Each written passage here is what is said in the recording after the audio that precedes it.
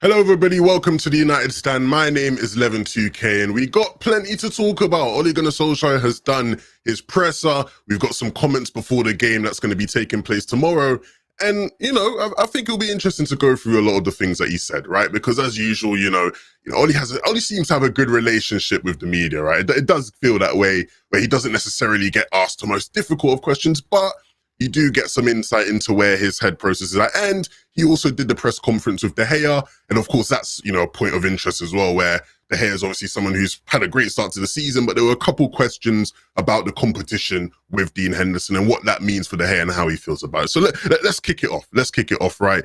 We got some comments on the screen as well next to me. So for the people who maybe missed it, you can see, verbatim what he actually did say. But we'll start off with, just talking about, the first question. I think the first thing he sort of got asked about was, needing experience for tomorrow and what that sort of meant, right? Because, of course, now in our squad, you look at our squad, plenty of experience being, brought in just in Varane and Ronaldo alone. And, Ole was asked about what that sort of meant for that game tomorrow. Because, as much as we're playing aside, the Swiss side, young boys who aren't necessarily a world beater, he very much said, look, the atmosphere in that crowd is going to be electric. There's going to be a lot of energy. They play with a lot of energy. And so you do need experience in those kind of games to keep control of that kind of a game, right? It can be difficult to do that. And he talked about that.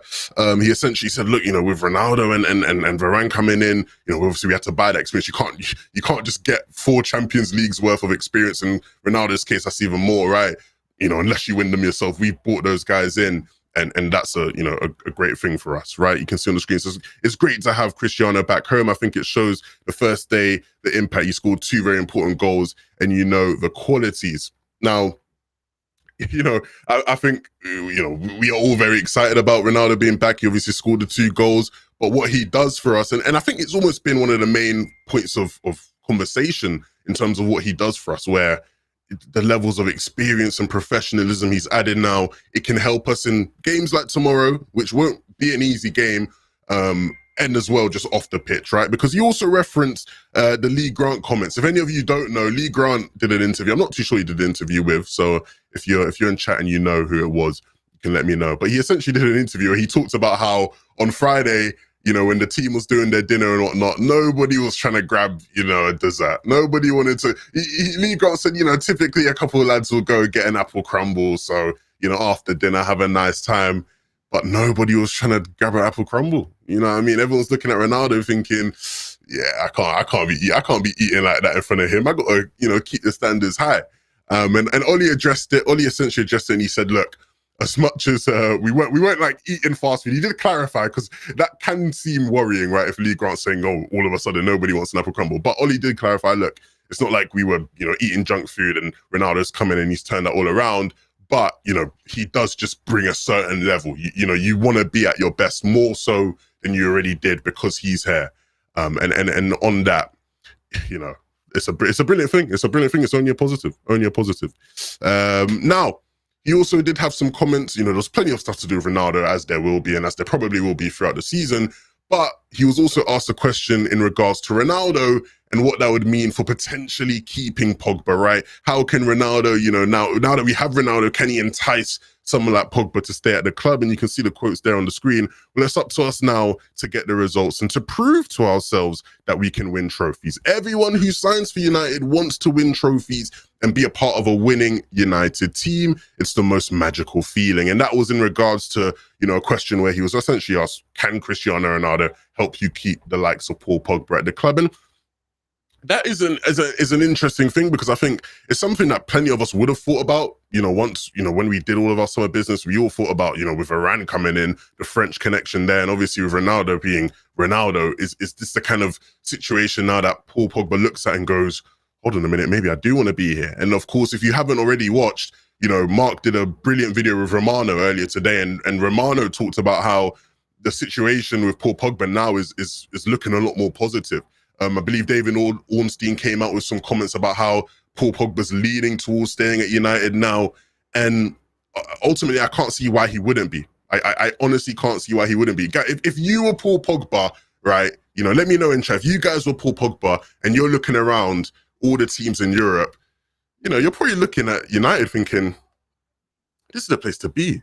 This is genuinely the place to be. And of course, we've got so much more progress to make. We have to actually win something. And Ollie sort of referenced it, right? Ollie's like, yeah, it's now up to us to win something, to encourage these players to want to stay at the club, because that's what you do at Manchester United. And so I think, yeah, like, I'm not surprised that Pogba's looking at things a lot better now. He looks happy, he's playing great, he's getting assists and all these. And, we'll get to the assists a bit later because Ollie was asked about that as well. But, things are looking good. There's clearly a much more positive atmosphere at the club. When you look at this time last year, it wasn't necessarily like that, right? Obviously, it didn't help with Raiola coming out making the comments that he did. But, compared now to this time last year, people were calling for Pochettino to come in and these kind of things. There wasn't as positive of an atmosphere at the club as there is right now. And we didn't have as good as a team that we did. So, I think, we're definitely looking good. And, Ronaldo being in the squad is only a positive in helping Ronaldo stay. It's helping Pogba stay. But guys, once again, for the people just joining, Ole Gunnar Solskjaer did his press conference. There was many comments, and we'll break and dissect through them all. I appreciate you guys all being here. Thank you to all the mods, all the people in chat as well. Be sure to like the video, subscribe to the United Stand as well. It's where you want to be. The best community in the Manchester United community. So let's get on to some more things. I wrote down some things, so we'll get to the list. I did want to actually quickly mention something before we move on. Ollie, was sort of asked about the sort of progression, right? And he mentioned the 3-year plan. And I know, when people hear the 3-year plan stuff, it sort of frustrates people because you look at the likes of, Chelsea, who, Tuchel only needed a couple months, right? So, where's your 3-year plan there? But he mentioned the 3-year plan and he essentially, sort of referenced the fact that, he feels like where we are now compared to 3 years ago, we're in a much better position. And in that sense, things are looking good in terms of the 3-year plan. And of course, he now needs to win something. If anything, that's just putting more pressure on himself because he needs to win something. But, he referenced how the plan was that, in 3 years' time, we look around at the squad and we go, yeah, this is a squad where we can really compete and win things. And he has that now, right? Of course, you can reference the lack of a prominent holding midfielder, but everywhere else you look in the squad, you go to yourself, yeah, this is a squad that should be able to compete. And if now we aren't competing, if we're not winning something this year, of course there's going to be frustration. The pressure is on. You don't add Cristiano Ronaldo to a team and don't go on and win things. That's just not how it works. So it was interesting to see, how Ollie feels about that. But clearly there's a good feeling around the club in terms of our chances to compete. Now, something on David De Gea, because of course I talked about how David De Gea was there with him and he was asked a couple questions. De Gea was asked about how Henderson has helped, right? He was essentially, asked, with Dean Henderson, being sort of here at the club now, do you feel like that's helped you in terms of elevating your level as a keeper? You've been great this season. And De Gea answered it in a way which, I don't know, it was pretty funny to me because he essentially was just like, yeah, look, I've been at United for a while now and I've always had great keepers, here with me. He talks about Sergio Romero, he talked about Victor Valdez, and he talks about how that's just where it is. He said that's where it is when you're at Manchester United, you're here to compete. He said, he even was like, look, forget the goalkeeper position. When you look at just outfield positions, right? Players are brought in, you compete, you work hard for your spot, you fight for your spot in the team. And he said, yeah, that's just where it is. He said he's happy, he said he's feeling good. And he understands that, that's just what part of the job. He's going to fight for his spot. He didn't directly mention Dean Henderson, even though he was, asked about him. But clearly to me, in terms of, the battle between Dean Henderson and David De Gea is in form right now. He's been helpful. He's looked like he's improved. That long ball in the game this weekend was, something that we've wanted to see from him more often. He's clearly in a good space right now. I don't see how Ollie can drop him, but at the same time, I know Ollie. And so, there's a chance that Ollie might decide to use Dean Henderson in a game here or two. Dean Henderson and Phil Jones were actually trending this weekend. I believe it was yesterday. They were trending because I think they played in like an under-23 game or something, and Phil Jones got floored, Dean Henderson conceded, and people were going mad about it. But Dean Henderson seems like he's back. I don't know if he's traveling with the squad. I believe there was an image of all the people who were traveling. And so if he's traveling with the squad, let me know in chat because I can't remember. But I don't know. I don't know if we should expect Dean Henderson to start tomorrow. He brought David to the press conference. David is talking as if, he's, he's talking positively. He's clearly in a good place. I don't think, Dean Henderson is going to start tomorrow. If he was to start now after that, it would feel a bit weird to me. But let me know. Jack Cunliffe says, I miss Romero. There's plenty of people that miss Romero. I feel bad for him. I mean, he never really got the send-off that he deserved, did he? Dean Henderson isn't traveling, yeah. So if Dean Henderson isn't traveling, then yeah, it's going to be De Gea starting tomorrow realistically, and rightfully so. He's going to give us a better chance of winning because, he's a great goalkeeper. He is a great goalkeeper. So looking forward to seeing that. There were some questions about Edison Cavani. Of course, Eddie Cavani has not been with the squad, right? It was rumored he wasn't around the squad. And so, Oli essentially addressed that and what was going on with that. And he said that, Edison will be back soon. He said that he had a strain. He said he had a strain. Now, it's funny, right? Because obviously he was asked about Cavani. He said, yeah, Cavani's going to be back soon. He's been injured. He was out with a strain. And so after he says that, right, the reporter goes, where's the strain? And Oli just, Oli does his Oli and he just goes, oh, that doesn't really matter, does it? You sort of hear that and you go, what do you mean it doesn't matter? Just tell us, was it a groin strain? Was it a hamstring strain? Like where, you said he had a strain. Well, where's the strain? And he essentially was just like, nah, doesn't matter. And I'm not here to speculate. At the end of the day, we have actual quotes from the manager that we can talk about reference. So I'm not here to speculate loads, but it does make you think, is it really just a strain? Is there more to that? You sort of hear it, you saw how he reacted, and you can see it in the eyes, you can read the eyes, and you think to yourself, maybe there's a bit more to that. But nevertheless, as long as Cavani's back soon, I think that's just a positive for us. It's just a positive. So Anthony, a bit weird. It was a bit weird. I was watching it and I saw it and I was thinking, that's a bit weird the way he's answered that. He's just gone, doesn't really matter, does it? But it's like, well, yeah, where's the strain? Why does if it doesn't matter, just say where the strain was, right? But nevertheless, I guess he just didn't want to answer. But it's good. It's good. I think when you look at Cavani, people have questioned, sort of what Cavani's role is going to be coming back. Of course, Ronaldo's coming in, and I spoke to Alex. Shout out to Alex. I love the guy. We had a conversation off stream about it and what Cavani's role is going to be moving forward for us, because the end of last season, Cavani was, starting week in, week out for us, and he was essential to us being able to be successful and win games towards the back end of the season. He became such a big, factor for us in terms of how we play. And it was to the point where plenty of people were excited about seeing Cavani starting from the beginning of the season and how he progresses over the course of the season. It's funny though, because even saying that, there was that report during summer that was like, oh, Cavani is only expected to play in around 60% of the games and whatnot. And people, were almost taken aback by that. People were very confused by that. And even me at first I was, but I understood it, because you look at Cavani in the Premier League specifically last season, he played 26 games, he only started 13.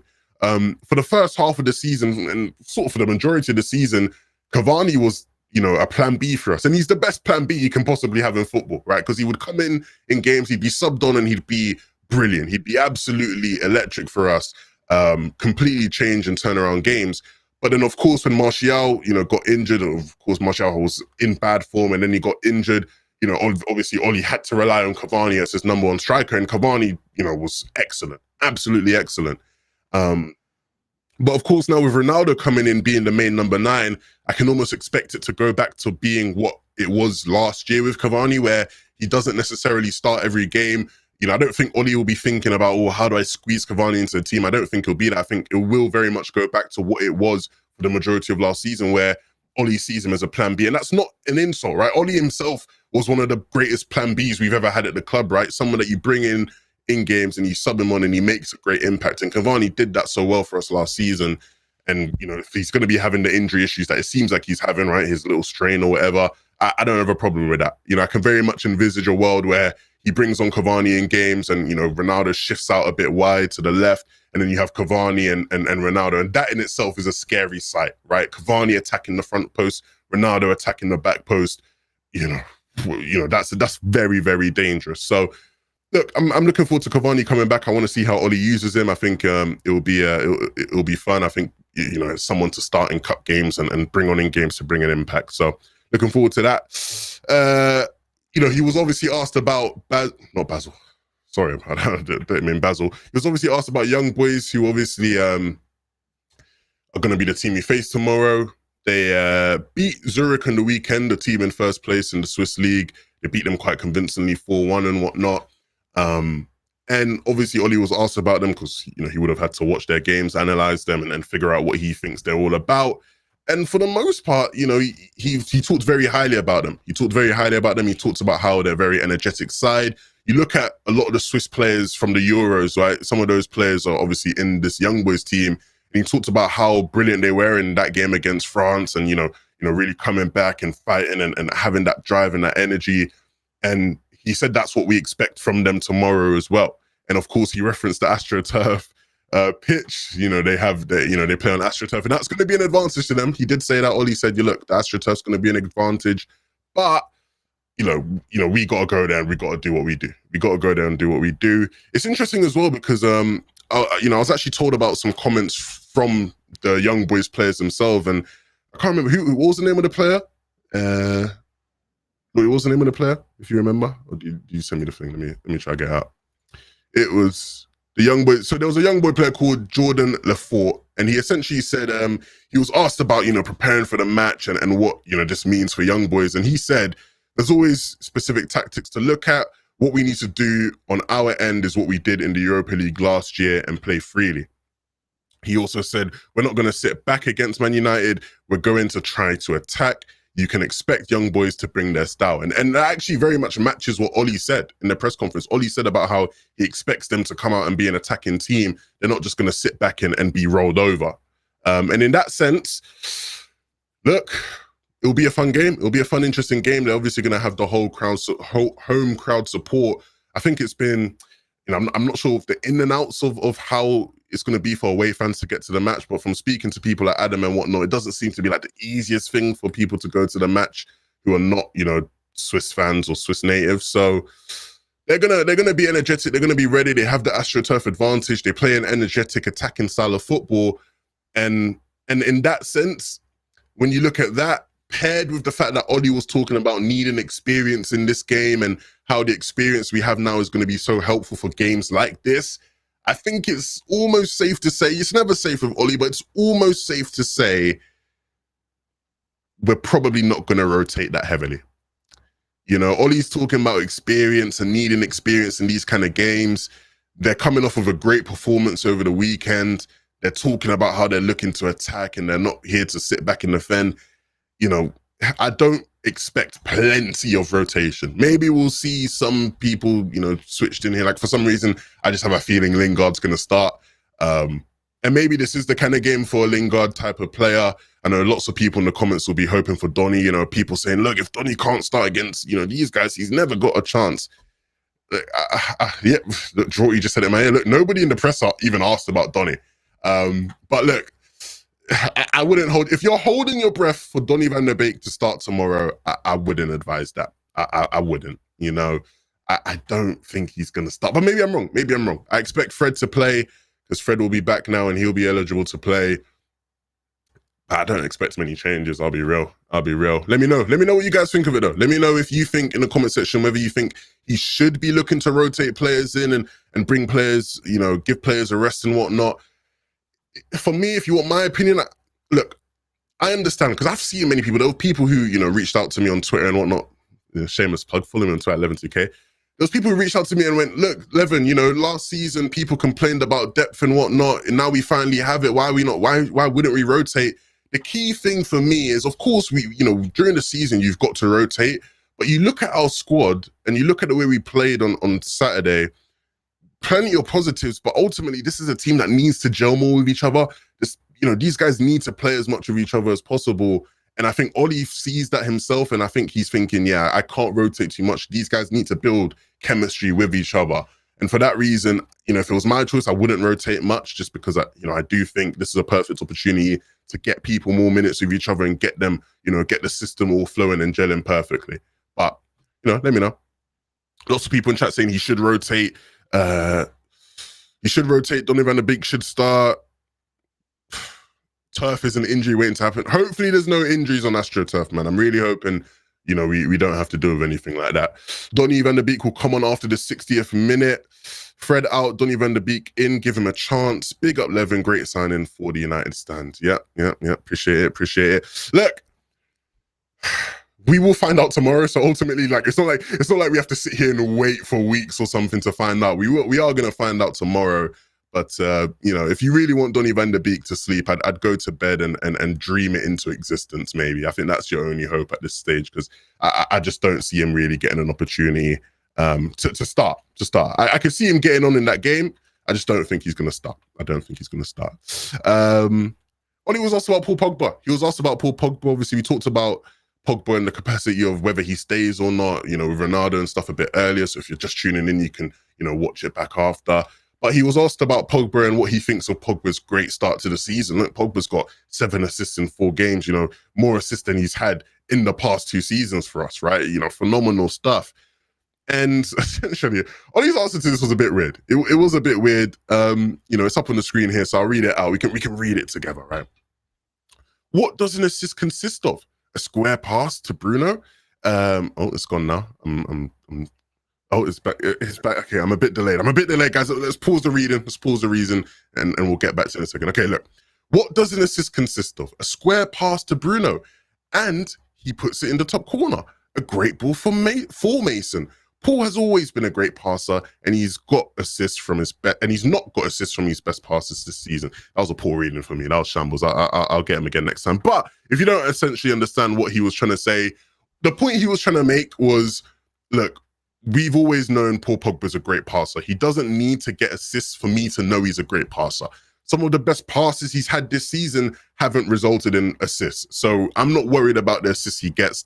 He essentially said, to me, assist isn't important. He even started to dig into the media, which was a bit funny. He was like, assists are just a social media thing. You know, you guys, the media, you care about all that stuff, but I'm not too bothered, is what he said, right? And in that respect, I almost agree, because like he's right? Some of Pogba's best passes haven't necessarily warranted assists. And assists has so many varying different scales, right? Because, you know, the example you gave, you know, he can just lay it off to Bruno, and then Bruno takes it and drives and scores a massive long shot, and that counts as an assist. Or he can, you know, play a beautiful pass into Greenwood, and Greenwood goes and finishes, and that's an assist, right? You know, this is very much varies. But you said at the end of the day, we know Pogba's a good passer. He doesn't need to get assists for us to know that. He's been playing well. He said he came back fit. He said he came back lean and fit from the Euros or whatever. So look, he's happy with Paul. Paul's in good form, and we should be happy that we have a Paul Pogba who is you know, in good form and gelling in the team, and looks to be happy and playing his best football. He also talked about how, look, you know, he thinks Martial should have got an assist for the Lingard goal, which, you know, I think many of you probably will agree with. You know, let me know in chat if you guys would agree with that, right? Martial should have gotten an assist for the dummy, right? That was beautiful, you know, and that almost made the goal in itself, right? So yeah, it was funny as I'm remembering things as I'm going along, but he essentially said as well, it was like De Gea should have got an assist, he thinks, right? He said, yeah, I think David should have gotten an assist. That long ball to Greenwood was influential in us getting a goal, right? So he was having a bit of fun with it, a bit of jokes, a bit of fun, but I do see his point. And at the end of the day, all that matters to him is Pogba's playing well, and that's what we have, a Paul Pogba that's playing well. So yeah, look, that was his comments on Pogba. Levin, can we win the Champions League with Ollie? I believe so. I've said on this channel a couple times now, I think our chances in the Champions League are better than in the Premier League, and people hear that and go, oh, what's this waffler talking about? This guy has no ball knowledge. Oh my God, United stand pundits are the worst. What I mean by that is, you look at our team and we don't always play the best football, but we're able to win games. And when you have the likes of Cristiano Ronaldo in your team, there's no better person to have if that's the kind of team you are sometimes. You look at Portugal in the Euros, not in the Euros, sorry. Look at Portugal in the international break just a couple weeks ago. You know, they played awfully, right? Played absolutely awfully throughout the 90 minutes. But then in the 90, you know, in the extra time, Ronaldo scores 2 headers. And that's the kind of thing that, you know, we could probably experience, where we might be in a difficult game against, you know, one of the top teams in Europe in the knockout stages, pardon me, But having Ronaldo who can just, win you a game, having Varane, that level of experience at the back, Luke Shaw, Maguire, who just played in the Euros and the knockout stages and who are brilliant there. Having so many players on the pitch who, even if the system isn't clicking, who can just win you a game, that helps in cup competition incredibly, right? And with the way English football is right now, props to English football. I love watching football from other leagues, but props to English football in the sense where you look at the Champions League last season, it was dominated by English teams, and Chelsea, who were brilliant, in the Champions League and ended up winning the whole thing, weren't always brilliant in the league. Now, since Tuchel came in, they had been brilliant, right? But it shows you, English football as a whole, the top four in England right now, I think our main powerhouses in the Champions League. And of course, Bayern and PSG will be threats. Outside of Bayern and PSG, it's very much going to be similar to what it was last season, where it's just, the English teams rolling through. And I think we can be that. I think we very much can be that. So I'm looking forward to the Champions League. I think we have a good chance, but let's get out of the group. No Thursday night football. Let's get out of the group, and then we start talking about our prospects. Do you know what I mean? I enjoy keeping my Thursdays free. That's when I like to, to chill and do things. Yeah. Oh, yeah. Jordy in my ear saying Thursday nights is a great night to laugh at Arsenal. Yeah, they're not in it. Yeah. Shout out to Arsenal, man. 11 thoughts on Pogba's dead side. Okay, look, you think you're a funny geezer. This isn't about Fortnite and gaming. We're here to talk football. Good one, though. I like that. Okay, let's move on. There were some more quotes. Let's get it in. What else did I write down? Ollie was asked about, this was really important to me. And this is almost going to be added on to what I was saying earlier, where Ollie was asked if he feels that the squad is good enough to deal with, playing a game on the weekend in the Premier League and then playing a European game midweek. And if he feels like now he's finally got a squad where it's good enough to do that, he feels like it's good enough to rotate and not have to worry about, playing a weaker side in a certain game. And essentially Ollie answered it in a good way, but it was almost different to what I was getting at, or different to what I think the reporter was trying to get at. Because the reporter was essentially trying to say, look, do you feel like you've got enough players now where you can rotate in like certain games and it doesn't feel like a massive drop-off, like it doesn't feel like you're using a weaker team? But Ollie essentially answered it and said, well, I think the squad is actually good enough to deal with, 2 games a week, right? Getting into that rhythm of you play, recover. And that, to me, said, yo, he ain't really trying to rotate like that. That's what I got from it. And we'll see, of course, maybe I'm wrong, but what I got from that was, yeah, he don't feel like we're here to rotate. And he wants to play his best players, and he feels like his best players are in much better physical condition to be able to play the 2 games a week. And there'll be people in the chat who probably are a bit frustrated by that, thinking, oh my God, no, we should rotate. And in a sense, I almost share your frustration, because we saw what happened towards the end of last season when a lot of our players just felt like they were burnt out. But from the way he answered that question, to me, it said, look, he ain't really trying to rotate like that. He's trying to, play his best players week in, week out. Shout out to Donny van der Beek, because it doesn't help him. Yeah, I think that was... Oh, man, I feel bad for Donny, man. Great player, honestly, great player. I think that was basic. I think we covered... Did I cover everything, guys? Was there anything that I missed out? Did you guys see anything I maybe missed out? I think we basically went through everything, right?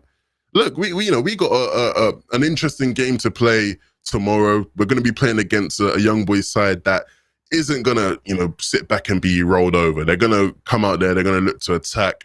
And in that sense, we have to be ready. We have to be very ready. We have to be energetic. We have to be, we have to be almost the ones to take control of the pace of the game. We can't allow young boys to take control of the pace of the game and set that, rhythm and tempo in the game. We have to have control, because otherwise, they could come out and shock us, right? You don't want another night in Istanbul or whatever. So we got to be ready. And I like to hope we will be. There were some things that I spotted on Saturday that I didn't really like. I think very much our final third, the way we attacked in the final third wasn't necessarily good enough against the low block, right? Newcastle were very compact around the middle, and we didn't really identify that and look to play down the wings enough. These are things to look out for. But then again, I don't really expect, this team to be in a low block. I don't really think young boys are going to be in a low block as much as a Newcastle will be. So in that sense, who knows? Maybe it'll be a game like the Leeds game. Let me know your score predictions though, actually. I want to know your score predictions because I don't know when I don't know when I'll next be on the channel, so I do just want to know. I think, why can't we beat them 5-0? I know Jordy will be thinking 7-0. I know I don't even need you to tell me that. I know Jordy's going 7-0. Look, why can't we beat them 5-0? Why? Tell me why somebody in chat, tell me why we can't beat them 5-0. Why? You can't tell me a reason why we can't beat them 5-0. We can beat them 5-0, man. I'm going 5-0. I'm going 5-0. I'm seeing 6-0, 3-0, 2-0, 2-0 young boys. Hey, Mike, I think you're on the wrong channel, big man. I said 2-0 young boys. Relax, man. Take it easy. 3-0, 5-0, 2. That's what I like to see. 3-0 to young boys. Some of you men are on time. I don't know what you're on, but you're on something. Guys, I've really enjoyed it. It's been a pleasure. I believe Mark will be back with an 8 p.m. show as well tonight, so that should be some fun. Let me know what you thought of Ollie's press conference in the comment section below. Are you happy in general about what he said, or are you a bit frustrated by what he said? I don't think there's much to be frustrated about. Typically, you do have to read in between the lines of what he says sometimes, but nevertheless, I think it's a dub, overall dub, and I'm seeing 9-0s in the chat. 17-0, I like that. Anyway, my name's been 11-2K. You can catch me on all forms of social media at 11-2K. It's been a pleasure. See you guys all soon.